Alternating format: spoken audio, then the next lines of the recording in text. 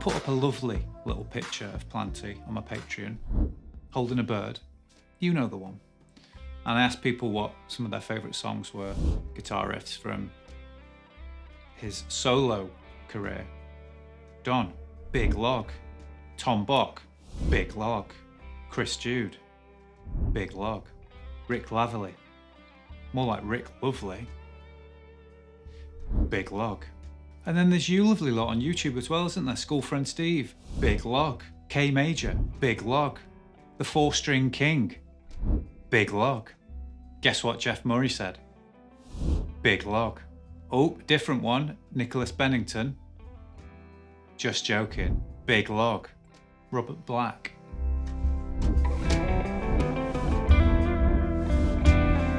Big Log.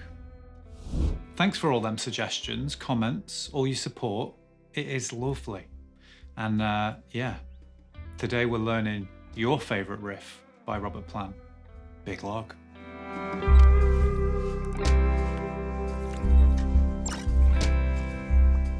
So this opening riff and then that very sexy lead line is in the key of A minor.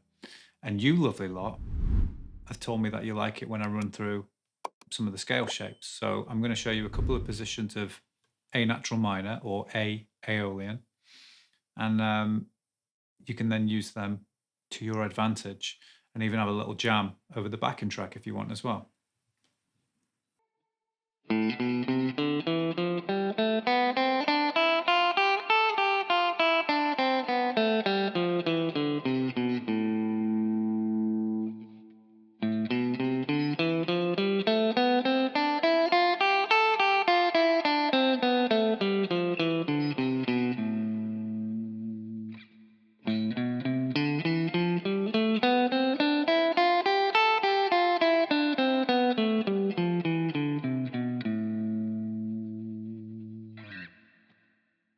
To that person who was mortified that me brew in the last video wasn't real, it was real.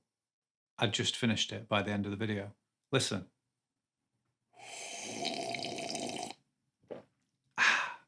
Real. Cold now.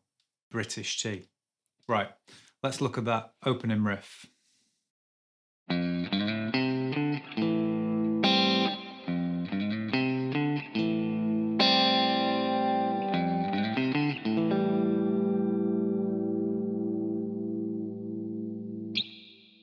So, it's very slinky, very cool, a little bit fiddly. Took me a while to decide how I wanted to do it. But we're going to start on an F note, index finger. I like to then use my pinky to slide into the A on the 5th fret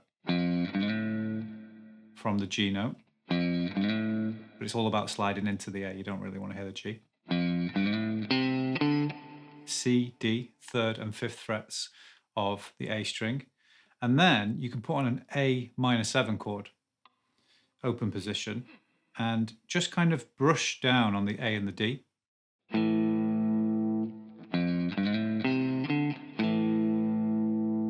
Then I like to take my middle and ring fingers and double pinch the G and the B string, okay, while you've got that A minor 7 on. You can bring the picking hand back in to deaden it, make it staccato, and then repeat the same thing again. The only thing you're going to do the second time is let that last double stop ring out.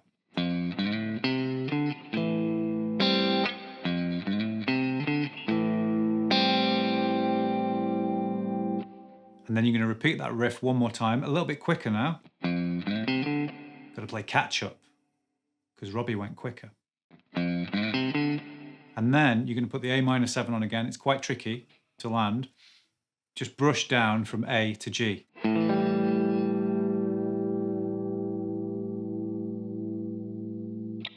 I don't put that B string in there at the end. I don't hear it in the track. If you do, put it in there.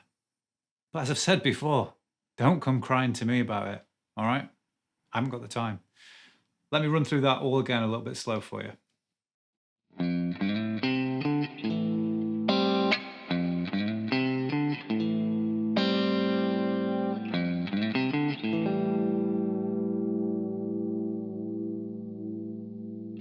Now remember, if you are having trouble synchronizing the whammy bar to the track, make sure you're using your eyebrows.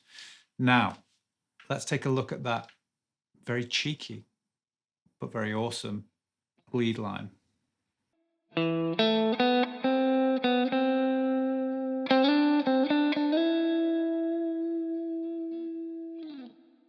So we open on the note E, 2nd fret of the D string. And if you do a flat little bar with the index, you can then grab the 2nd fret of the G as well. Then 4, 5 on the G. Knit back to the 4, then the 5 again. A little bit of vibrato, and then we have these kind of like hurried, pushed slides ascending up the scale. So that's sliding into the 7th fret of the G, back to the 5, then the 7, and then push into the 9.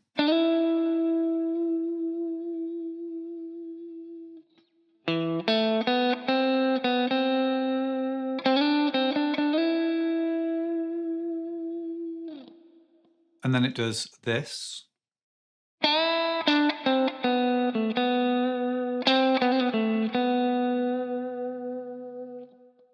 So you're going to whole tone bend that 7th fret of the G back up to the 9 where you were. Then pre-bend release. Come back to the 5, then the 4 with the index. Now at this point you could go down to the 2nd fret and back up to the 4th fret, but when you listen to the track, the notes aren't as kind of brittle, raspy. So I've not looked at any footage, but I assumed maybe went down to the D string like this, to the 7th fret with the pinky. And then it makes this little hammer-on pull-off lick a lot easier.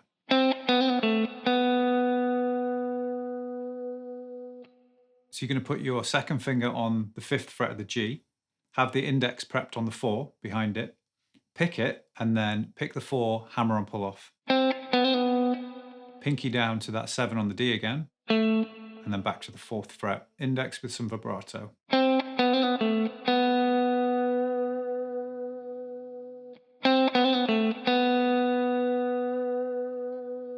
Now this little lick is quite tricky to get, especially the first bend.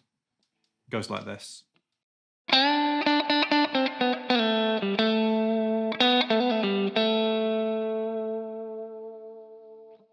don't really like bending with my 2nd finger, and if I can avoid it, I will, but it just kind of makes sense because it was there.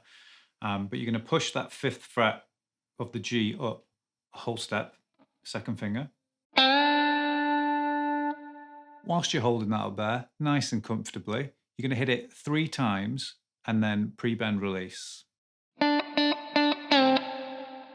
Index finger should be conveniently placed on the 4th fret, and then quickly, it's kind of like a grace note slide back into the 2nd fret. Now your pinky wants to hit the 5th fret of the D, and then go back to the 2nd fret of the G. Now if you remember the concept of that previous hammer-on pull-off lick up here, we're going to do it again, but the notes have changed because we're in a different area of the fretboard. So it's going to be between the 4th fret of the G with the 3rd finger, index finger on the 2nd fret of the G. That's the hammer-on pull-off part, but pinky again goes down to the 5th fret of the D this time. You got a little theme running throughout, right?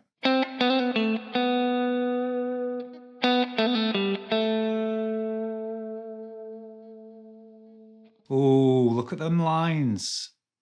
Pre-bends will do that to you. Lovely. Next part.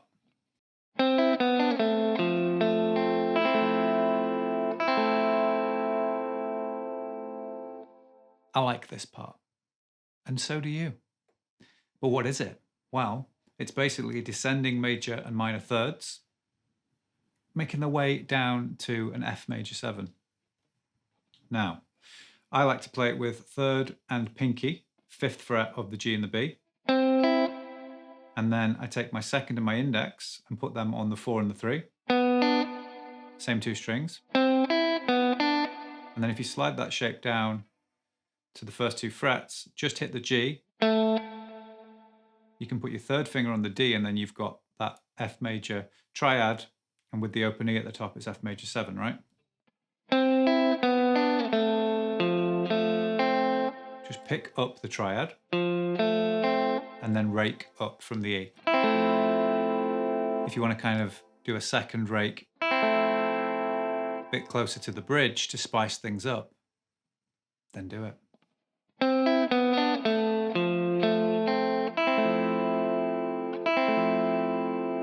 If you want to keep them both in the same place and be boring, you're not my friend. Next part.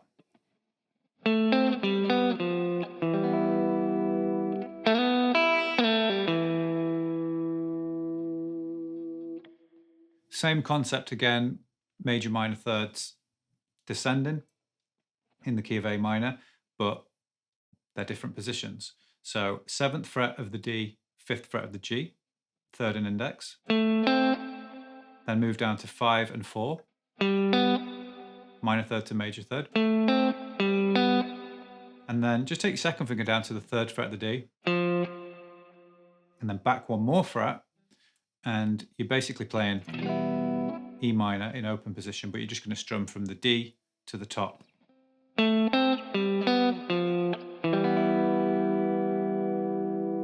And then we've got this kind of whole lot of love lick.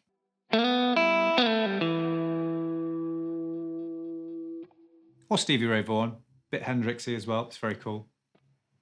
You're going to slide from the 2nd fret of the G up to the 4th fret, and then clip the open E on an upstroke. Does sound like he kind of slides quickly back into the 2nd fret, but maybe not from the 4, from like maybe the 3rd fret, like. And once you've done that, pull off to the open G, and then hit the E again, 2nd fret of the D.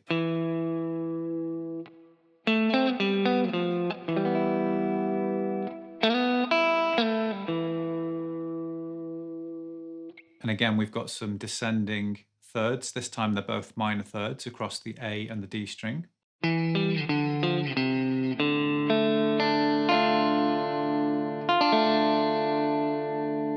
Fret 7 and 5 on the A and the D. 5 and 3. And then take your third finger down to the 3rd fret of the A string.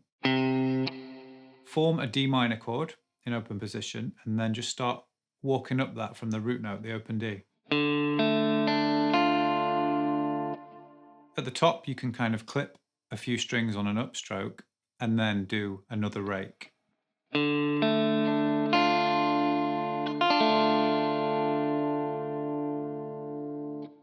And to finish, you've got this.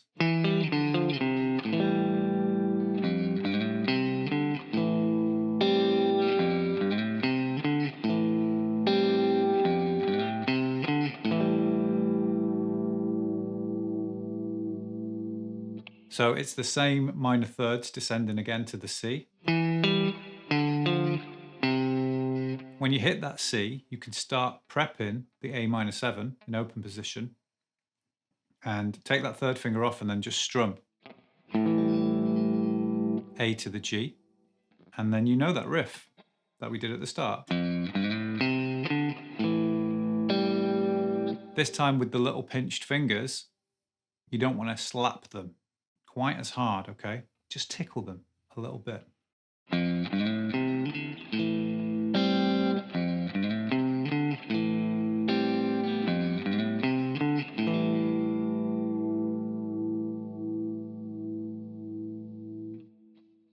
I just remembered, I snuck in an extra little riff, didn't I, which connects the A minor 7 to the D minor. It goes like this.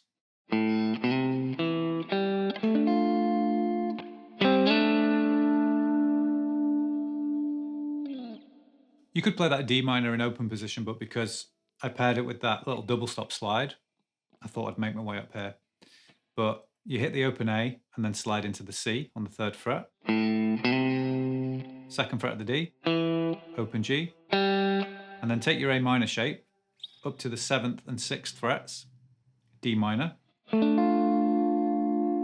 then grab 5 on the D and G. A little bit Mark Knopfler-esque, slide up to the 7th fret. Or you could do it in open position.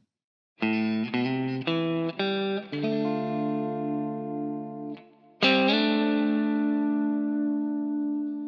then you can start filling in the gaps with cool little licks.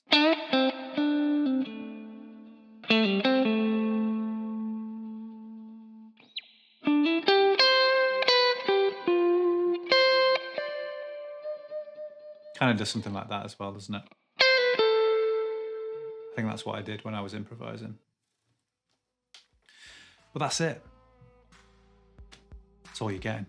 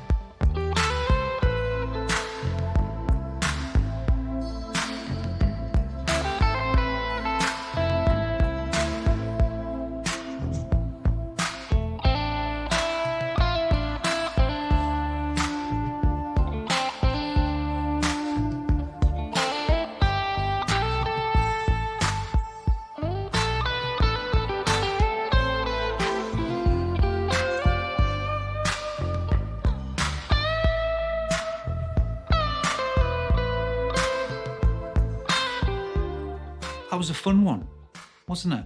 I had fun working it out and teaching it. I hope you had fun learning it.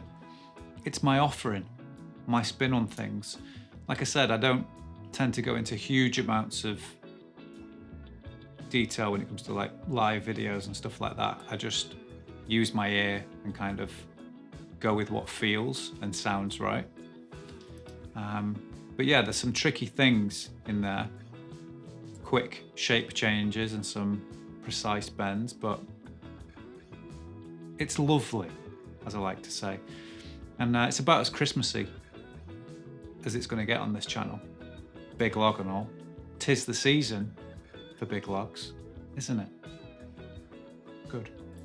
But yeah, thank you very much for all of your support this year, whether that be on YouTube, if you're a channel member, a patron, subscriber, if you've liked, commented, you follow me on Instagram, TikTok, Twitter. Not really much going on over there. I just kind of sometimes moan about football or try and write something really funny and then no one retweets it. It's a shame, really. It's not a shame. I couldn't give a crap.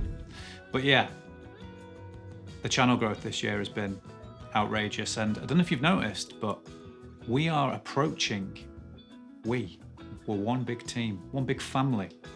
We're approaching a milestone that I never thought would happen, and it's awesome. So yeah, thank you.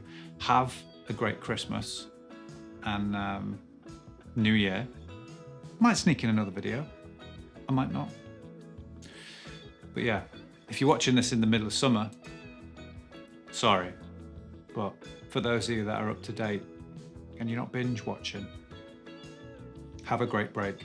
Stay safe. Drink some very nice whiskey and save some for me.